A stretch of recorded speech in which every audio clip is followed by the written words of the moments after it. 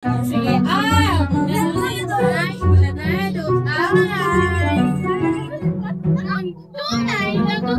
ang tunay na totoo. Magandang hapon, kami ulit ang Group 1 daw. Pero teka, mag-iingat kayo sa so. Hello, ma'am? Pauwi na rin, pero bibili muna ako ng saging. Malapit din naman yung palengke. Palengke? Ba't pa sa palengke meron namang katusubin yan, no? Alam mo ba, di naman nag-aaral ng mga yan. Siguro, ano lang yan, kahit na murang presyo, kahit ayaw pong bigyan ng mababa, di naman nila makapansin yun. Kaya, pwede ka lang dyan. Bili ka na lang dyan. Tulong ka pa, pero mas, syempre, mas konti ang mababago. Ma'am, saging ko, umori po. Kuya, magkano sa saging? 50 lang po dito. Dito po. Thank you. Okay. Kunin ko na po yung isang halo. Tingnan ko lang po, ma'am. Po. Ito po kayo. Salamat po, ma'am. Ay, Tati, nakita niyo ba yun? Meron na naman tayong katusubong na loko. O kuya, idagdag mo na lang sa bento mo ngayon. Girl, bait mo talaga. Grabe. Hi mga kapatid, nakita niyo ba yun? Meron na naman tayong natulungan. Oh, sa susunod, isubscribe niyo ang channel ko ha. Bait mo naman. Keep it up. Para lang basa cloud yan. Pero sige. Dahil kaya mo naman siguro sa bibin yan. Kaya go lang. Oh, diba? Napakabuti ko daw, sabi ni Mr. Pot. Pero teka lang. Sa lahat sa paligid, kailangan mong mag-ingat dahil hindi lahat ay totoo. Kailangan maging patalas dahil meron parating merong lalapit sa'yo at gagawa ng kalokohan na ikasisira ng sarili. Ayun. Nagpakita po kami ng parang 3 cautionary scenarios kung saan tayo dapat mag-ingat. Una, pag-iingat para sa mga katutubo. Tapos pag-iingat para sa mga volunteer. Tapos pag-iingat para sa lahat. Doon sa unang scenario po, nung nakita natin na linoko ni Yang yung patutubo natin. So, parang yung natin doon is ingatan ng sarili mula sa pananamantala at panloloko. Tapos, doon sa pangalawa naman po, yung sa kanya, doon sa vlogger natin, ingatan ng sarili mula sa mga dangerous na paniniwala tulad ng Messiah Complex. Hindi dahil nakatulong ka ay nakakaangat ka na. Hindi dahil tumulong ka ay tagapagligtas ka na. Tapos dun sa panghuli naman po, ingatan ng sarili mula sa paniniwala sa lahat ng nakikita o naririnig. Gaya po, kasi diba ang daming binubulong ni Donson na parang mga dangerous nga na paniniwala. Kunwari, yung sinabi niya tungkol sa mga katutubo, hindi naman po totoo yun, di ba? Kasi yung mga katutubo ay matatalino talaga at mahusay at hindi naman talaga dapat sila pinagsasamantalahan. Tapos, ayun, pag-iingat din po sa mga na mapanindigan yung mga values natin. Kasi kapag nagpadala tayo sa mga thoughts na kagaya ng kay Donson, ay parang kino-compromise natin yung integrity natin at yung kung sino talaga tayo. Ayun. So, ayun nga, kailangan parating nasa isip natin ang pahalagahan at ingatan ang ating sarili kahit saan, kailanman. So, ayun lang ang aming presentation. Samping tayo lang po. Program mo po. Kung nakakita ng ilangan, magulit po siya. Pero po, nasa po sa kan. So, kung dahil lang kumbaga, bilang po sila nagtitinda para yung parang gusto dahil yung pagpangko, yun po. Salamat po. Yung tumawa.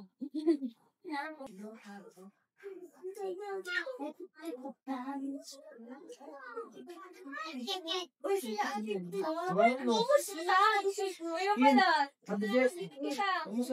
Okay naman.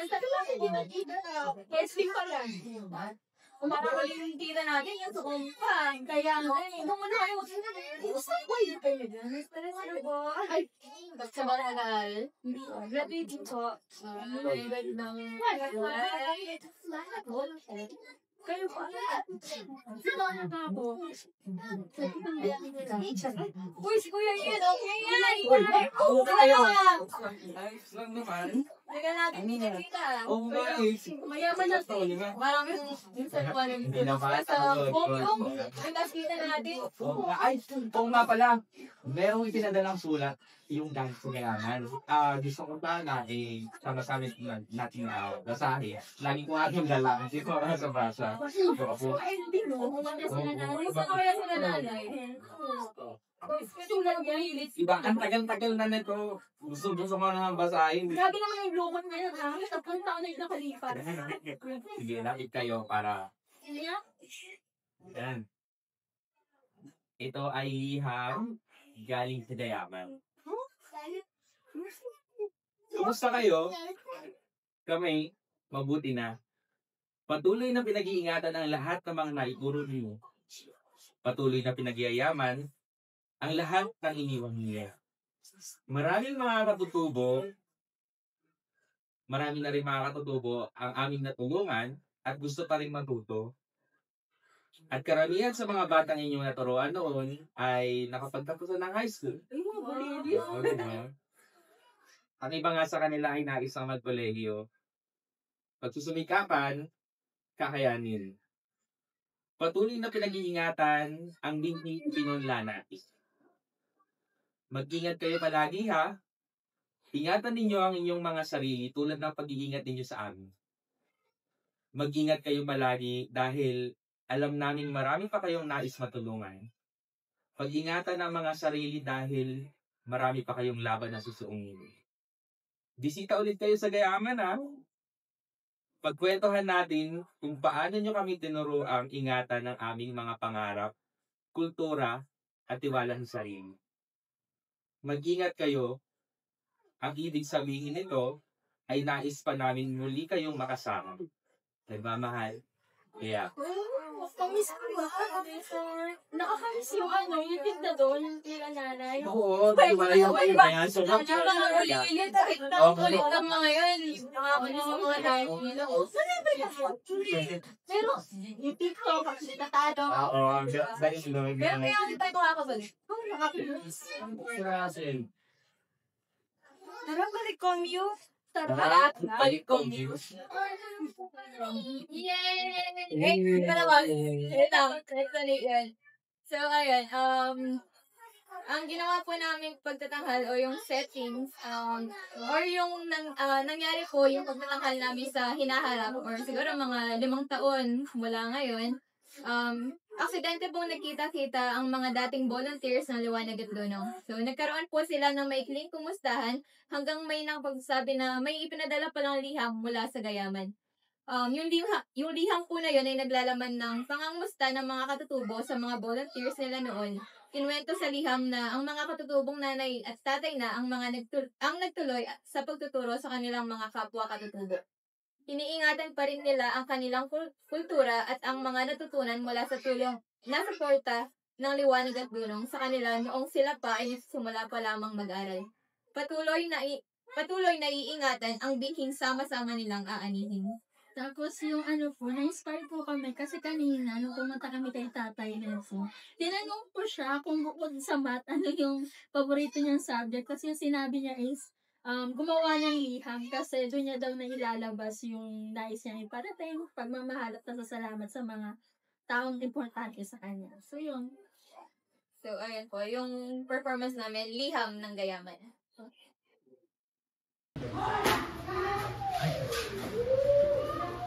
Babala, mag-ingat ka. 2 volunteer. 2 karanasan. Magkaibang reaksyon, magkaibang epekto. Babala, mag-ingat ka. Isang makabuluhang linggo sa komunidad ng Gayaman. 2 volunteer ang uuwi ng may baon. tunghayan natin ang kanilang karanasan. Sa isang social media platform, si @jigs_angat_buhay lahat ay nakulat. Panoorin natin. Hi! Magandang gabi mga kaangat buhay! Pauwi na naman ako galing sa isang pag-volunteer. First time ko nag-volunteer sa Liwanag at Dulo. Alam niyo ba, ang dami kong donasyon sa kanila. Tapos pag nag-volunteer ka sa kanila, feeling mo, niligtas mo sila. Ikaw yung tagapagtanggol nila. Ganun yung tingin nila sa'yo. Kaya guys, mag-volunteer tayo. Pero minsan nakakapagod ako, kulit ng mga bata. Pero alam mo, nakatulong ako. Tsaka ang taas ng tingin nila sa akin. Kaya, tara, volunteer tayo. Tapos follow nyo ako ha, Jigs at Angat Buhay. Angat Buhay tayo, pati yung mga kaliwanag at dulong natin ha. Bye! Uwi na ako. Posted, liked, shared. Naku, yan pala ang naging karanasan ni @jigs_angat_buhay lang. Ano kaya ang magiging reaksyon ng ating katutubo at Nanay V, katutubong nanay ng komunidad? Naku, sir, mag-volunteer ako. Ganito pala tingin sa amin ni sir. Talagang hindi pa rin nababago. Talagang hindi mo umasa lahat na nagbo-volunteer, mabubuto. Iba pa rin pagtingin nila sa amin mga katutubo. Sana mabago ito. Seen! Viewed by 2 million people. Sa kabilang banda, tunghayan natin ang reaksyon ng isang individual na magbo-volunteer pa lang sa atin. Parang ang sarap mag-volunteer. Kaso ganun ba talaga yun? Parang ako ang mag-aang magsasagot sa kanila. Seen, viewed, reacted. Sa kabilang banda, tunghayan natin ang karanasan ng isa pang volunteer. At may letter H sa pangalan _Angel May Manalo. Ayan. Hello mga komyu. Pauwi na ulit kami galing sa Gayaman. Isang makabulang hapon na naman yung isang makabulang linggo na naman yung naranasan namin sa komunidad. Grabe pala no, talagang totoo yung sinasabi nila na pumunta ka doon sa komunidad para magturo pero ikaw talaga yung uuwi na mas maraming natutunan mula sa kanila. Kanina nga, grabe, sobrang namangha ako doon sa mga katutubo natin, maging doon sa mga bata kasi talagang nag-ikot kami doon sa komunidad nila tapos kabisado nila yung kanilang mga halamang gamot pati kung paano ito gamitin. Tapos pati yung mga nakatira doon sa komunidad nila, kabisado nila yung pangalan, pati yung mga birthday nila. Tapos, napatanong ako sa sarili ko, grabe talaga yung memorya ng mga katutubo na sa isip lang nila na itatatak nila yung ganung mga kaalaman. Tapos sila pa yung nasasabihan ng mga mangmang, tama ba yun? At kung sa ganung pagkilala nila sa kanilang komunidad, sila pa ba talaga yung dapat natanggalan ng karapatan sa kanilang lupa kung ganun na yung kanilang pagkilala sa kanilang komunidad? Ayun, kaya mga komyu, kung hindi pa kayo nakapunta sa komunidad, tara na sa komyu. Kita-kits ulit sa linggo. Like, seen, viewed, shared, posted, add to story. Ano kaya magiging reaksyon ni Nanay V, katutubong nanay ng komunidad? Aba, si Madam Angel. May posting. Ay, nakakataba ng puso. Sana, ang lahat ng mag-volunteer ng Liwanag at Dulo, katulad ng puso ni Madam Angel. May pag-asa pa talaga kami. Patuloy kami balikan ng mga taga-Liwanag at Dulo. Lalo na kina Madam Ning, ay salamat talaga at binigay nila sa amin sila. May pag-asa pa kaming mga katutubo, maaari pang mabago ang tingin sa amin ng mga tao. Salamat, salamat talaga. Nawa, laging ganito ang lumalabas dito sa social media. Makakatulong ito para sa amin. Salamat. Seen, viewed, shared, sent 25 stars. Sa kabilang banda, si Christine, mag-volunteer na ako. Ano kaya ang kanyang reaksyon? Pero naman palang ibang magandang epekto at dulot at kung makabuluhan nga ang pag-volunteer. Magsasama na ang volunteer sa Liwanag at Dulo.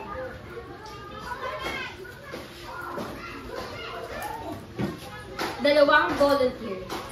Dalawang magkaibang post. Dalawang magkaibang karanasan. Iba't ibang reaksyon. Iba't ibang epekto. Babala, mag-ingat ka.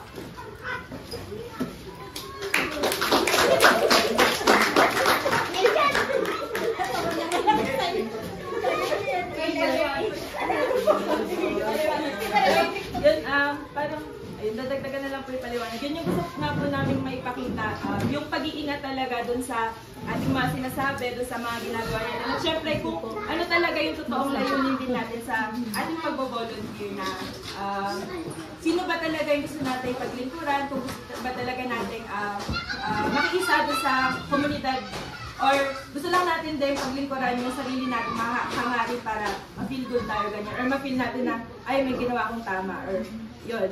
Yun, yung isa din, yung pag-iingat din sa ating mga sinasabi kasi, yung mga ginagawa naman natin dito, yung nagiging epekto niya, hindi lang siya sa panandalian eh. Kahit anong gawin natin, meron siyang may iwan na pangmatagalang epekto. Kung magiging maganda yung pakikitungo natin sa mga katutubo, or kung magiging maganda yung pagbibitbit natin nung kanilang mga kwento sa paglabas natin sa komunidad, magkakaroon yun ng epekto sa mismong komunidad at sa iba pang makakita nung ating mga inilabas na mga kwento. Kaya ayun po, ipaalala yun sa lahat na maging maingat po tayo. Salamat po.